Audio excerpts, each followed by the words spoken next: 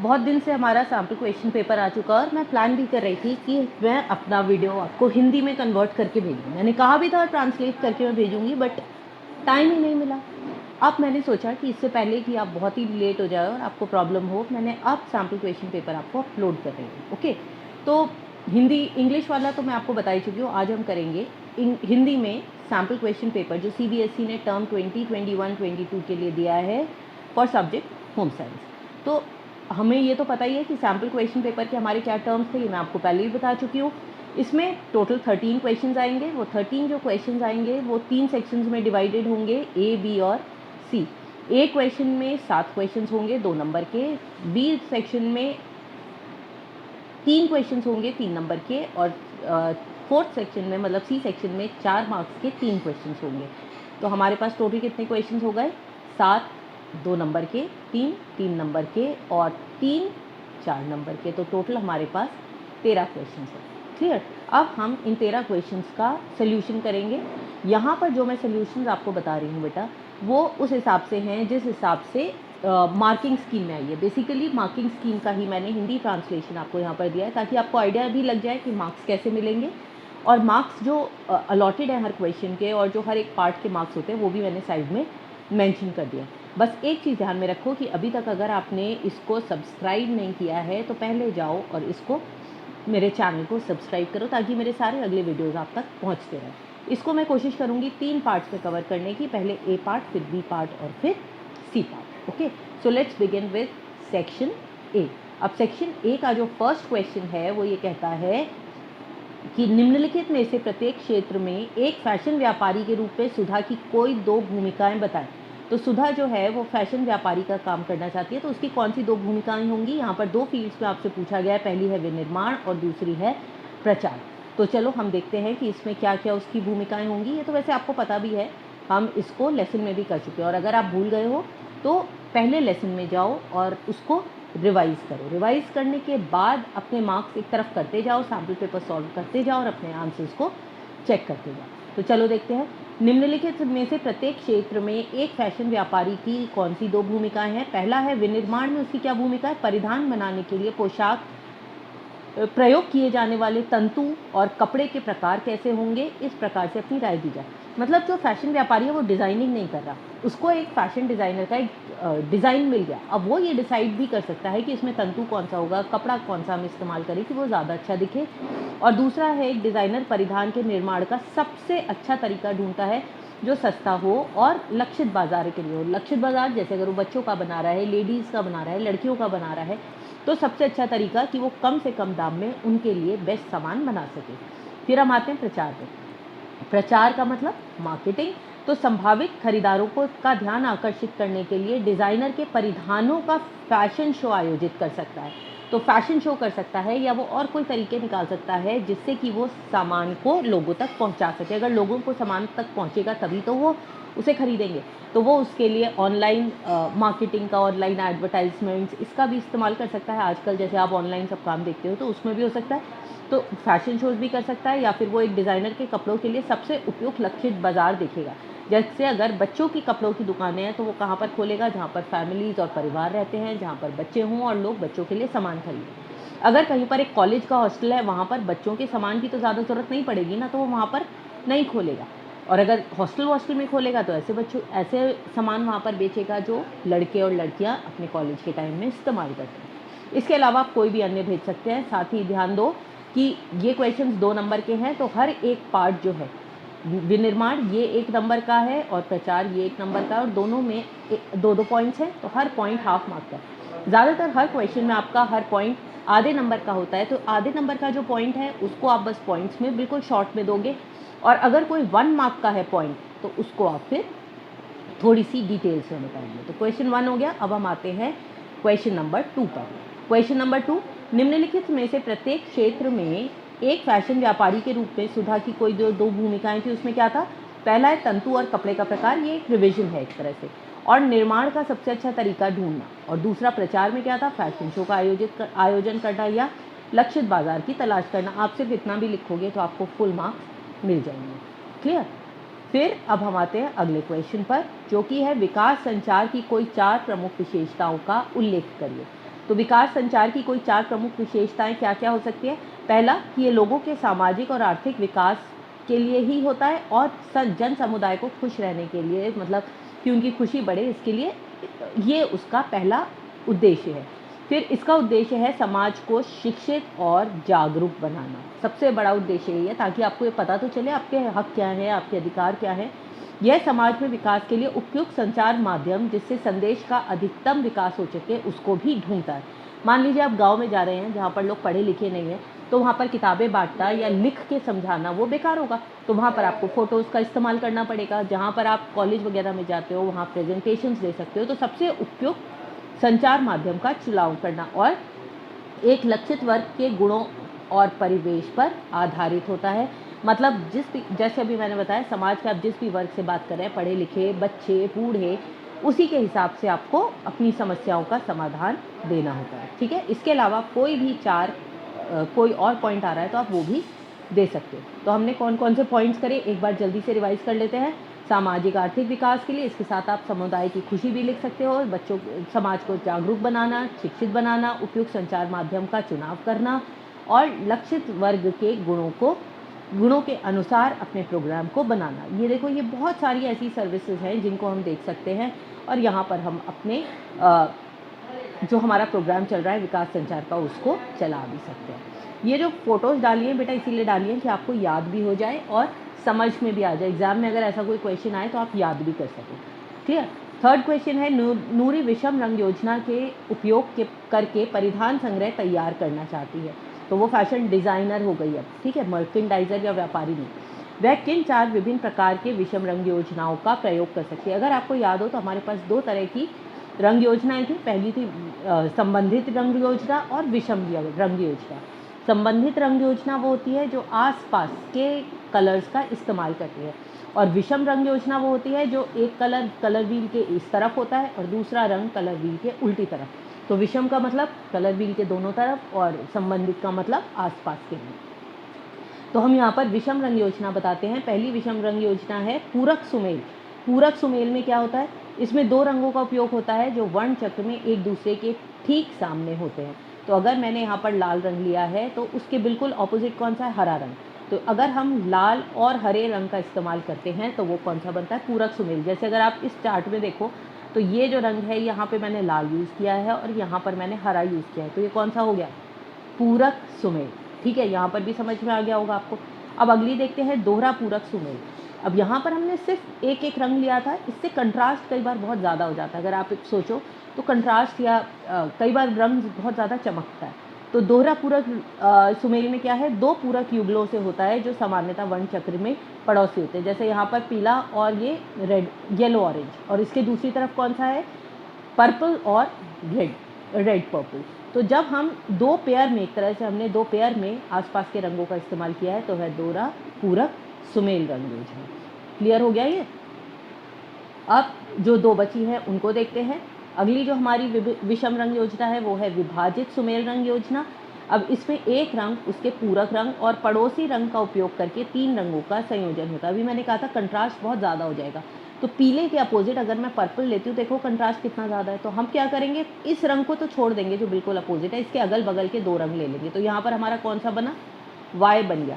हमने एक ऊपर का रंग लिया, देखो फिर से हमने एक ऊपर का रंग लिया और उसके जो बिल्कुल अपोजिट रंग है इसको हमने छोड़ दिया। इसकी बजाय हमने कौन सा रंग लिया, जो उसके अपोजिट है। चलो एक और पेयर करके देखते हैं। मान लो मैंने यहाँ पर लाल रंग लिया था, लाल के अपोजिट यहाँ कौन सा रंग है, हरा। अब इस हरे रंग को तो मैंने छोड़ दिया और 2 रंग कौन से यूज़ करूँगी मैं, हरे के बराबर। ये है विभाजित पूरक सुमेल रंग योजना। और आखिरी हमारी जो योजना है वो है अनुरूप सुमेल रंग योजना, इसमें उनकी मात्रा लगा लेना। फिर अनुरूप और पूरक योजनाओं का संयोजन है। इसमें क्या होता है, इसमें पड़ोसी रंग के समूह में प्रधानता के लिए पूरक रंगों का चयन किया जाता है। तो एक रंग तो इधर का ही हो गया, लेकिन इसके जो अपोजिट है हम यहाँ पर सिर्फ एक रंग नहीं लेते, इसके आसपास के 3-4 रंगों को ले लेते हैं। ज़्यादातर जब हम इसका यूज़ करते हैं ना, अनुरूप सुमेल, तो हम यूज़ तो पूरक रंग ही कर रहे हैं, आसपास के ही रंग, इन्हीं को हम यूज़ करें। लेकिन कंट्रास्ट के लिए ना, कलर में कोई चीज़ अगर उभारनी है, मान लो मेरे को सिर्फ गले पे ज़रा सी एम्ब्रॉयडरी करनी है या फिर बटन लगाने हैं, तो हम उसे एकदम कंट्रास्टिंग रंग में ले लेते हैं, जो कि यहाँ पर लाल है और वो एकदम से उभर कर आता है। तो इसमें क्या है, अनुरूप इसमें आसपास के सारे रंग हैं और एक रंग हम उल्टा ले लेते हैं, लेकिन ये जो रंग हम लेते हैं बस बहुत थोड़ी सी मात्रा में लेते हैं ताकि उसको प्रधानता मिल सके और वो एकदम से उभर के आ सके। आपने पढ़ा है ना प्रिंसिपल्स ऑफ डिज़ाइन में, सिद्धांतों में एम्फेसिस या महत्व, तो इस तरह से उस चीज़ पर एकदम से ध्यान जाता है और उसको महत्व भी मिलता है। ओके, चलो अब हम आते हैं नेक्स्ट क्वेश्चन पर, जो है क्वेश्चन नंबर 4। सुषमा जो है विभिन्न आकृतियों का उपयोग करके एक पोशाक बनाना चाहती है। विभिन्न प्रकार की रेखाओं का उपयोग करके वह कौन सी 4 मूल आकृतियां बना सकती है? तो इसमें हमें 4 मूल आकृतियां लेनी है जो अलग अलग रंगों शेप से बनती है। तो लाइनों से कौन कौन सी बनी? पहली हो गई प्राकृतिक आकृति। प्राकृतिक आकृति वो होती है जिसमें हम नेचुरल चीज़ें जो है उनको वैसे ही बनाने की कोशिश करते हैं। जैसे ये यहाँ पर देखो, मैंने टॉपिक भी सेम ही लिया, हर में आप देखो फूल बने हुए, लेकिन जो पहला वाला है वो प्राकृतिक आकृति फूल की है, ये नेचुरल सा लग रहा है। दूसरा है फैशनेबल आकृति जिसमें हम नॉर्मल फूल को थोड़ा सा चेंज कर देते हैं और वो थोड़ा डिज़ाइनर हो जाता है, बिल्कुल नेचुरल तो नहीं लग रहा आपको। तो ये जो है फैशनेबल आकृति हो गई। तो इस फैशनेबल आकृति के बाद हम आते हैं ज्यामितीय आकृति। ज्यामितीय आकृति का मतलब हो गया कि इसमें हम लाइंस, कलर्स, सर्कल्स और ट्राइंगल्स, जो भी हमारे ज्योमेट्रिक शेप्स हैं, हम उनका इस्तेमाल करके एक डिज़ाइन बनाते हैं। तो ये जो फूल है इसमें हम देखो सर्कल और लाइंस का इस्तेमाल हुआ है, तो ये हो गई ज्यामितीय आकृति। और आखिरी है अमूर्त आकृति जिसमें हम नॉर्मल चीज़ों को थोड़ा सा चेंज कर देते हैं और उसमें कोई भी चीज़ बहुत क्लियर नहीं होती। जैसे यहाँ पर आप देखो फूल भी हैं, डंडियाँ भी हैं, पत्तियाँ भी हैं, लेकिन आपको इसमें कोई बहुत क्लियर कट समझ में नहीं आता।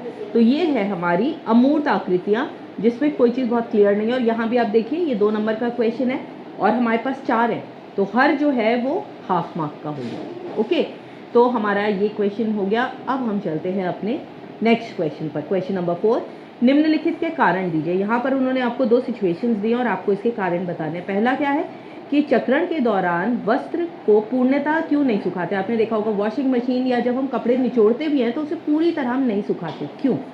और दूसरा क्या है, वॉशिंग मशीन में जो आलोड़न का जो ब्लेड होता है, ये वाला जो ब्लेड होता है ना, ज़्यादातर बैकेलाइट का होता है। आप देखो ये किसी मेटल का नहीं है, स्टील का नहीं है, लोहे का नहीं है, ऐसा क्यों होता है? तो पहला ये कि चक्रण के दौरान हम वस्त्रों क्यों नहीं सुखाते, वो इसलिए नहीं सुखाते कि अगर हम वस्त्र को पूरी तरह से सुखा देंगे तो उस पर सिलवटें जो वो इतनी टाइट पड़ जाएंगी, इतनी मुश्किल हो जाएंगी कि उसको इस्त्री करते समय निकालना बहुत कठिन हो जाएगा। अब क्योंकि वो निकालना इतना कठिन हो जाएगा तो हम उसे थोड़ा सा गीला छोड़ देते हैं। जैसे आपने अगर प्रेस वाले को देखा हो, जब सिलवटें ज़्यादा होती हैं तो उस पर हल्का सा पानी का छींटा मार के प्रेस करता है, वो हट जाती है, स्टीम प्रेस जिसे हम कहते हैं, इसीलिए हम उसे हल्का सा गीला छोड़ देते हैं। और दूसरा, वॉशिंग मशीन में आलोड़न का जो ब्लेड है वो बैकलाइट का इसलिए बना होता है क्योंकि उसके ऊपर डिटर्जेंट, ब्लीच, सॉफ्टनर, इस सब का कोई प्रभाव नहीं होता, कोई भी चीज़ इससे रिएक्ट नहीं करती, तो ये ब्लेड खराब नहीं होता और ये जो ब्लेड है ये चलता रहेगा और कोई रिएक्शन नहीं होगा, तो आपके कपड़े भी जो है वो सेफ रहेंगे। अब हम नेक्स्ट क्वेश्चन पे आते हैं, क्वेश्चन नंबर 5। अभियान शब्द से आप क्या समझते हैं? इसके 2 फायदे बताइए। तो अभियान क्या है? अभियान जो है वो एक पूर्व निर्धारित अवधि, ध्यान रखना कुछ पॉइंट्स इसमें आएगा, पूर्व निर्धारित अवधि के लिए एक विषय, कोई भी टॉपिक जो सबसे ज़्यादा अभी चल रहा हो, एक विषय जो ज़्यादा से ज़्यादा लोगों तक पहुंचाने के लिए विभिन्न संचार विधियों और सामग्रियों का उपयोग का एक संयोजन है। तो इसमें आपको कौन कौन से मेन चीज़ें लेनी है?